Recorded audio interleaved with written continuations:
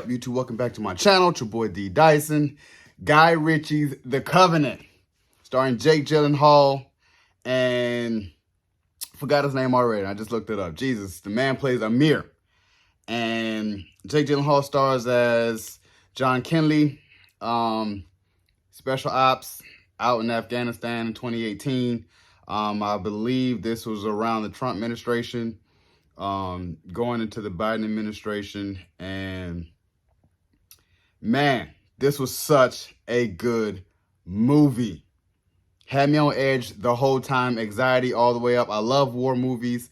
This is no exception, especially if they're out in the desert, and it is basically a task force out in Afghanistan, basically just regulating, just trying to make sure things are peaceful and civil, and task force ends up losing their interpreter as they're searching for IEDs, which is basically anywhere where they make bombs, or the Taliban holds up kind of like these little setups to hostile, kind of like just any type of terrorist activity. So the interpreter dies and he gets a new interpreter. Now this interpreter is Amir, and something of like, just to kind of really think, I really thought that was Temuera Morrison, the dude that plays in the Mandalorian Boba Fett, and a number of other things. But I kept telling myself, I'm like, it's not him. I'm like, it's him, but it's not him. He looks like a striking resemblance to like a younger him. But it was really good because Amir came in with a special set of skills where he was an interpreter for this U.S. military task force, but he did things his own way. And as you kind of progress in the movie, you kind of don't know if he's really, Jake Gyllenhaal's character kind of has that, I don't know about him, I don't really trust him. And they kind of go off on a series of exploits where it's like, hey, told you to stand down. He's not listening. He just like kind of goes off on his own thing. He's kind of like, he's a wild card. So it's like, I don't know if he's a double code where he's kind of helping the Taliban know their location, but turns out he really is on his job. And especially when he sniffed out the guy that was helping the task force, and he was like, hey, hold up, he leading into an ambush, and he had a gun at him, and he was just going back and forth with him. It was like, man, put the gun down. And he was like, he's leading us into an ambush. And I was telling myself, I'm like, man, this is getting good. And turns out he was right. So he saved his life that occasion. And the second time is when they head into finding an IED. They, kind of find this guy, and he kind of questions his methods of trying to get the information from him. And the dude recognized him as he's questioning him, was like, hey, I know you, you're so-and-so's brother. Yeah, we're going to kill you. We're going to kill your wife. We're going to, feed them to the dogs like you're a traitor. And he gave him money, was like, man, here's a whole bunch of money. Tell us, where the IED is. He finally tells him.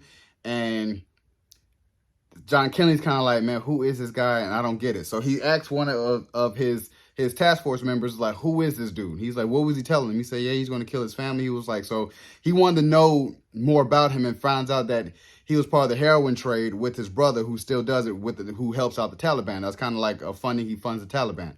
So he was kind of like, man, we can't have this. Why the hell he's with us? And kind of a whole bunch of doubts with him. And as they get to the IED, he still kind of does his interpreting thing. Kind of like, hey, look, just stay back there. You don't need to really do a whole lot. And they really get into the thick of it.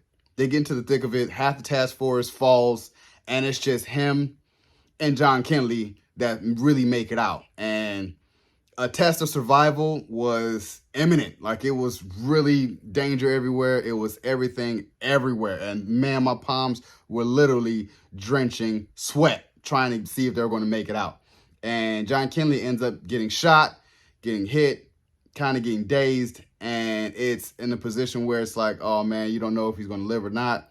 Amir helps him all the way and carries him, struggling to get back to the base. And man, that kind of takes up a large sum of the movie, and you just seeing the dangers that they're going through, the perils that they're going through, the things that he had to do to survive to get him over there. And right when he gets there, he runs to the Taliban one more time, and he had to make that decision. And I was just sitting there like, whoa, this was really, really intense. But he finally got to the airbase and ends up saving his life. It's in a position where it's like, okay, you know, he got discharged, he's done. He's in a position where he get to go home, you know, go see his family. And while he's dealing with his family, he's dealing with all that, he's in a position where he's trying to help Amir because he hears about Amir, and Amir's story is basically legend. So now he had to go into hiding in Afghanistan, had to keep fleeing and hiding, and he feels so guilty, tremendously guilty, like I owe this man my life, and I really need to get this man out of there. So you could tell he's just full of angst. He's drunk. He's going off on people, trying to do the best he can to get them out of there. He was like, man, I'll put up my own money to get visas to get this man out of there because he really needs to get out of there because this man saved my life. And it gets to the point where he goes into his superior ranking officer's office and was like, I need to go back out there, man. I don't give a damn what it takes. We need to go back out there. I need to go back out there to go get him. He goes back out there alone. Sees the new task force that's out there, that's just been out there kind of chilling. They, you know, there's nothing really going on. And he runs into, who knows, Anthony Starr. Anthony Barr. And if you guys don't know who that is, Homelander from The Boys. Runs into his task force, and he kind of makes up a regular name. It's like, yeah, my name is this, you know, because he is John Kinley. Because he got rescued and went through all that, he's on the Taliban's top 10 most wanted list. So he can't really go back out there anymore. So he has to make up these fake names, you know, kind of trying to get Amir out of there. Finally runs into Amir's brother. He was like, I know I got a good lead on him. Last time I heard, he was over here. And it gets intense there because he goes against these Taliban checkpoints to get him out of there. Ends up killing the people at the checkpoint, but let alone he has like a watchdog over them, seeing that, and basically alerting the Taliban leaders. Is like, man, yeah, there's someone over here. They, you know, follow him, and they get an eye on him. It's like, yep, it's John Kinley. He led us to Amir, so yeah, you know, we need to go.